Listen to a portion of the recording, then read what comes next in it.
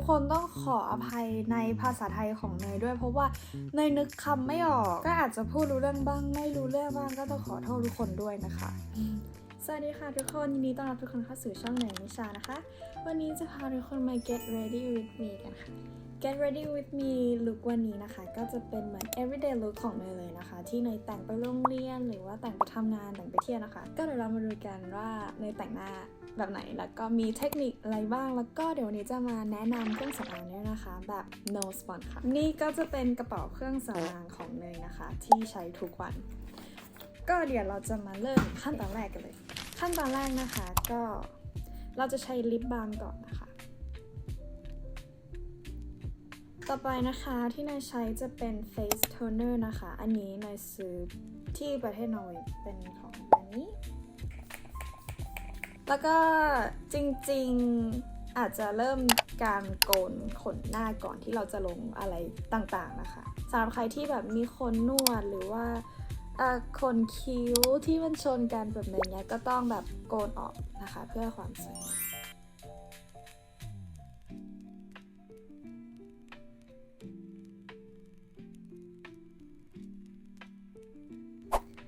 ต่อไปนะคะที่ลงจะเป็นเซรั่มนะคะเซรั่มที่เนยใช้จะเป็นของ Virtue Kiss อันนี้ที่ใช้เพราะว่ามีผิวหมองคล้ำตรงนี้ตรงบริเวณขอบปากนะคะก็จะใช้ Virtue Kiss ซึ่งมันก็ใกล้จะหมดแล้ว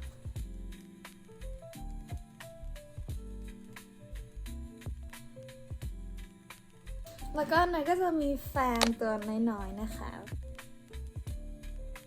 ต่อไปที่เนยใช้จะเป็น Face Cream นะคะก็สภาพหลอดเป็น Moisturizer นั่นเองค่ะก็ลง Moisturizer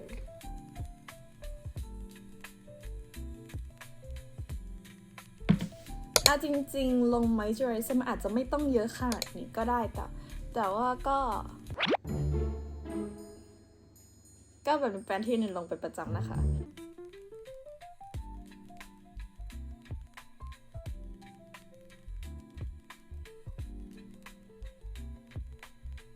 ใครที่เป็นมือใหม่ก็สามารถหัดแต่งตามได้เลยนะคะง่ายมากต่อไปนะคะเราก็อาจจะใช้พัดลมนะคะเซตนิดนึง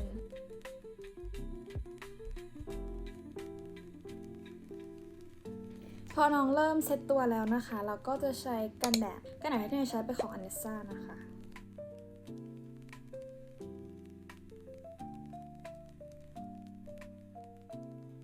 ปกติทุกคนจะลงกันแดดแบบ2ข้อนิ้วใช่ไหมคือถ้าใครที่ลงตามเนยแล้วอาจจะรู้สึกว่าเฮ้ยมันเยอะไปก็ลง2ข้อนิ้วแบบที่ช่องอื่นๆหรือว่า beauty blogger อื่นๆแนะนำน่าจะดีกว่าถ้าลงตามที่เนยลงไปแล้วมันรู้สึกเยอะมันเหนอะหนะหรือว่ามันไม่เหมาะนะคะแต่ว่าอันนี้คือที่เนยลงแบบเป็นประจำเนาะแล้วมันก็ไม่ได้รู้สึกเหนอะหนะหรือว่ามีปัญหาอะไรกับผิวนะคะแล้วเราก็จะเปิดพัดลมอีกค่ะเพื่อให้กันแดดเสร็จเข้าผิวนะคะ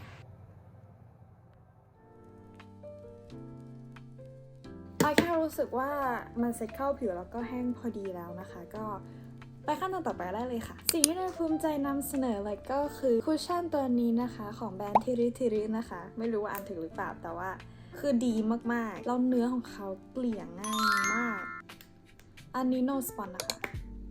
รู้สึกว่าฝาตรงนี้เปิดยากนิดนึงครับเนยไม่รู้ว่าสำหรับคนอื่นเป็นหรือเปล่าสีที่เนยใช้ปกตินะคะจะเป็น 21W นะคะเป็นโทนวอร์มเนาะแต่ว่าคือช่วงที่เนยเพิ่งซื้อมาใช้ใหม่ๆก็เลยซื้อมา2สีนะคะเป็นแบบคูลโทนแล้วก็วอร์มโทนด้วยนะคะเพราะว่าเรายังแบบไม่แน่ใจว่าสีไหนจะเหมาะกับผิวหน้าของเรานะคะก็เลยซื้อมาเป็น2เฉดสีนะคะอันที่ตรงกับสีผิวหน้าของเนยจริงๆก็คือ 21W นะคะนี่เป็น 21N นะคะสีนี้วิธีการลงคุชชั่นนะคะก็คือแท็บลงไปนะคะให้ติดแบบนี้แล้วมาแท็บวนๆตรงนี้นะคะเพื่อเอาส่วนเกินออกแล้วก็แท็บลงบนใบหน้า คือมันเนียนมากแล้วมันก็แบบเบาสบายมากๆเลยอันนี้คือความแตกต่างของด้านที่ทากับไม่ทานะคะก็คือมันเนียนแล้วก็สวยมากแล้วมันก็แบบบางเบามากๆซึ่งของเขานะคะจะมีทั้งหมด2ขนาดนะคะจะมี 4.5 กรัมแล้วก็มี 18 กรัมนะคะซึ่งเนยคิดว่าเขามีไซส์เดียวแล้วก็สั่งมาแต่ว่าจริงๆที่ได้มาเป็นไซส์เล็ก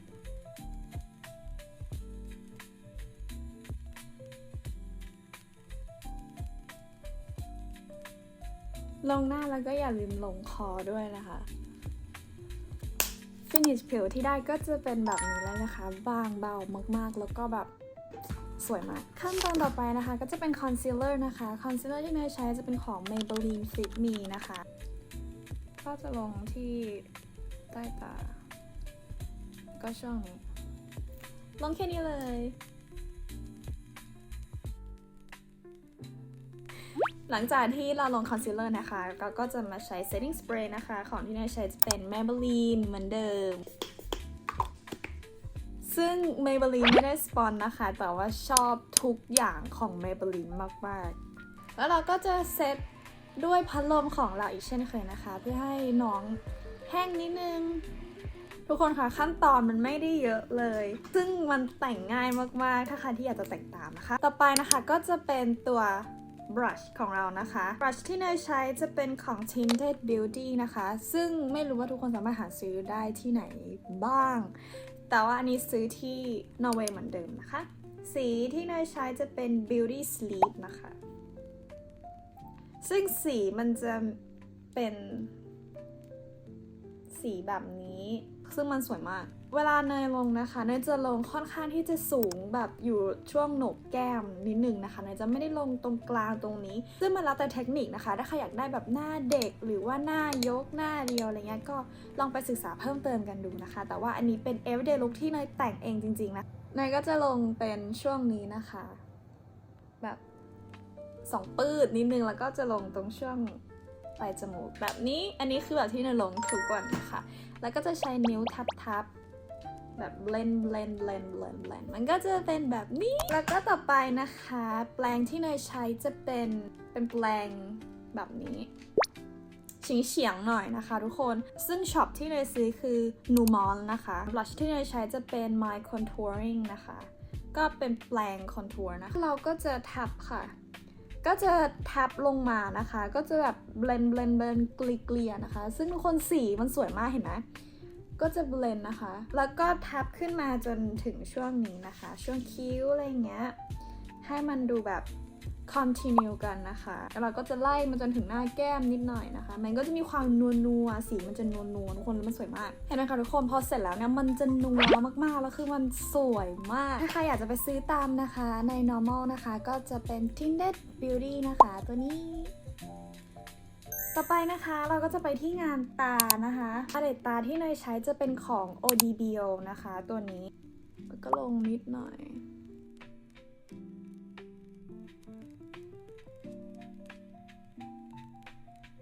ซึ่งมันก็จะมีความเป็นแบบน้ำตาลหน่อยๆนะคะซึ่งลุคเนี้ยตาจะไม่แบบเด่นขึ้นมาขนาดนั้นนะคะมันจะมีความแบบลงตัวกลืนกันไปหมดเลยนะคะแต่ในลุคของวันนี้มันก็จะมีความพิเศษขึ้นมาหน่อยก็คือเนยจะกรีดอายไลเนอร์นะคะถ้าเป็น everyday look ที่เนยแต่งไปโรงเรียนก็จะแต่งแบบนี้แต่ without eyeliner นะคะเนยจะไม่กรีดอายไลเนอร์เวลาไปโรงเรียนแล้วก็เราจะลงสีเดิมนะคะช่วงใต้ตามันก็จะมีความนัวๆเห็นไหมคะตาคือตาเราเสร็จแล้วตอนนี้เสร็จแล้วแต่ถ้าวันนี้ออกงานกลางคืนหน่อยก็อาจจะหยิบสีกลิตเตอร์ออกมาใช้นะคะแล้วก็เราจะใช้สีเดิมสีอัลมอนด์มาคัดจมูกนะคะเราจะทำให้น้องเป็นตัว C แบบนี้แล้วเราก็ลากลงมา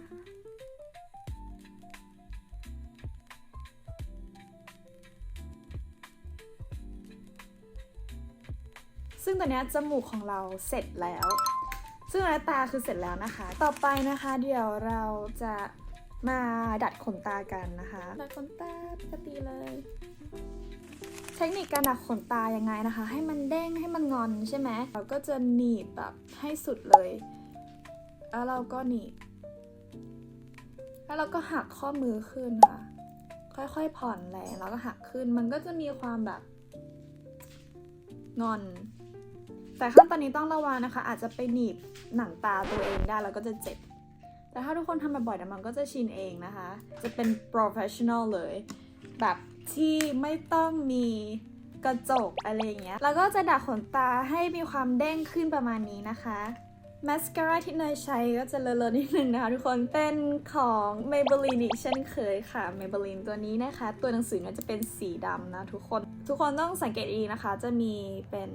ตัวหนังสือสีน้ำเงินสีฟ้าๆหน่อยแต่ว่าของเนยใช้เป็นสีดำนะคะ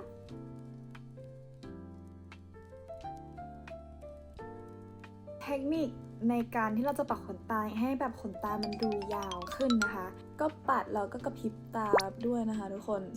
มันอาจจะดูยากนะทุกคนแต่ว่าลองทำดูนะคะมันก็ช่วยให้ยาวขึ้นแบบจริงแล้วก็เสร็จแล้วเนยก็จะปัดขนตาล่างนะคะ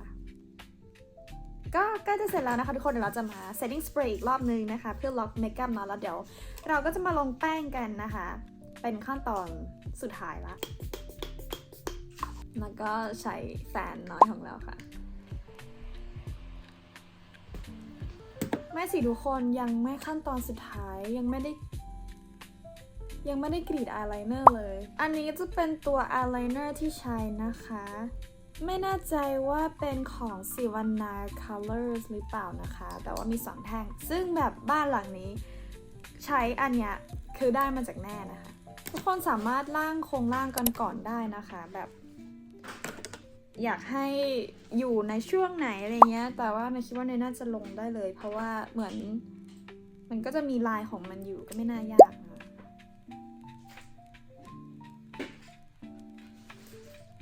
เวลาเรากรีดอะไรเนี่ยนะคะก็จะดึงตรงเนี้ยเนาะให้มันตึงออกมาหน่อยนะคะดึง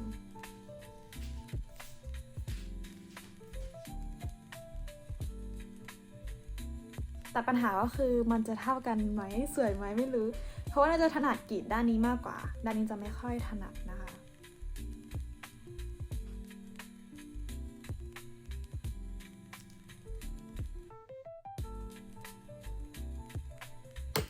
ทุกคนก็จะประมาณนี้นะคะมันอาจจะแบบดูเหมือนยังไม่เท่ากันเนาะเดี๋ยวค่อยไปแบบปรับแต่งมันได้ทีหลังนะคะเดี๋ยวเราจะมาลงแป้งกันนะคะแป้งที่เนยใช้จะเป็นของ W7 นะคะเนยก็จะมีพับน้อยๆแบบนี้อุ๊ย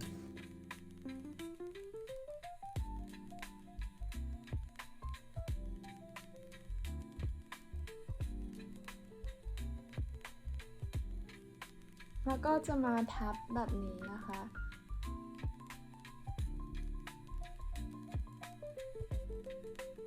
ประมาณนี้นะคะอันนี้จะเป็นในส่วนที่เราใช้พับอันเล็กนะคะแล้วก็ต่อไปเนี่ยจะใช้เป็นแรงที่ค่อนข้างใหญ่แบบหัวใหญ่นิดนึงนะคะ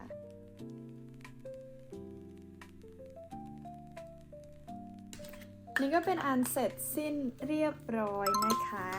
ที่เป็นแบบ everyday look ของเนยแล้วก็เนยก็จะลงเป็น setting spray สุดท้ายนะคะนั่นคือเสร็จแล้วไปโรงเรียนแบบนี้เลยก็ซึ่งวันนี้อย่างที่บอกวันนี้อาจจะมีการใช้ glitter ขึ้นมานิดนึงก็จะ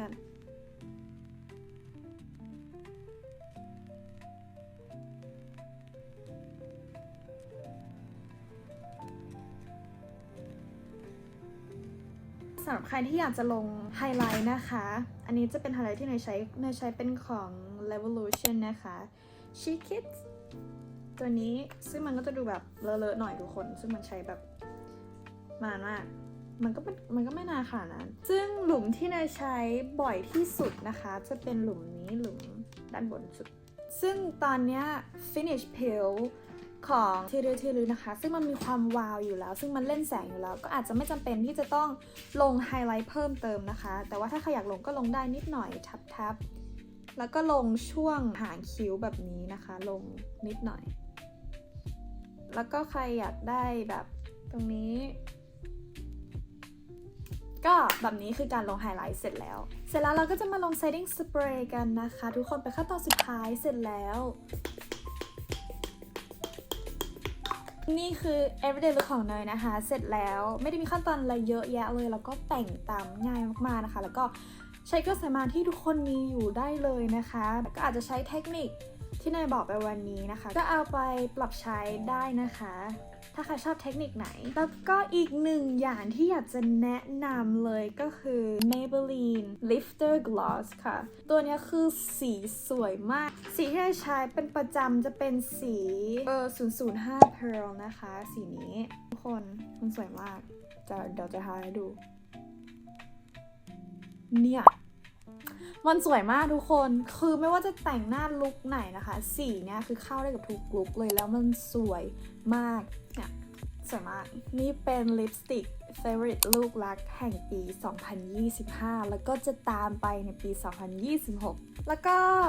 หลังจากที่เราลงมาสคาร่าไปนะคะคือขนตามันจะมีความตกนะเพราะว่าเราไม่ได้ติดขนตาปลอมนะคะซึ่งพอน้องเริ่มแห้งแล้วเราจะมาดัดซ้ำอีก1 รอบเพื่อให้น้อง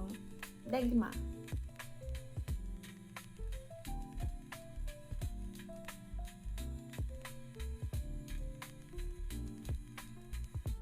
อีกหนึ่งอย่างนะคะที่เนยใช้เนาะมันจะเหมือนเป็นอินไลเนอร์แต่ว่าเนยจะใช้เป็นตัวไลเนอร์ตัวเดิมเนี่ยแหละ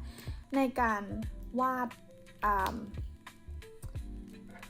ชิดด้านในนะคะทุกคนต้องขออภัยในภาษาไทยของเนยด้วยเพราะว่าเนยนึกคำไม่ออกอาจจะพูดรู้เรื่องบ้างไม่รู้เรื่องบ้างก็ต้องขอโทษทุกคนด้วยนะคะก็อาจจะมีแบบย้ำขึ้นมาอีกนิดนึงเพราะถ้าเรากรีดด้านในไปแล้วเรียบร้อยคือขนตาอาจจะตกลงมาเหมือนเดิมได้ซึ่งทุกคนอาจจะลองไปหาเทคนิคในอินเทอร์เน็ตดูเพิ่มเติมนะคะเราก็จะมา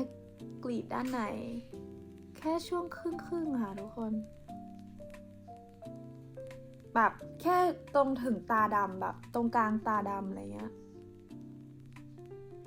สำหรับแบบใครที่ทำตามก็ระมัดระวังด้วยนะคะมันมีความแหลมๆมันจะจิ้มเข้าไปในตาได้เนาะ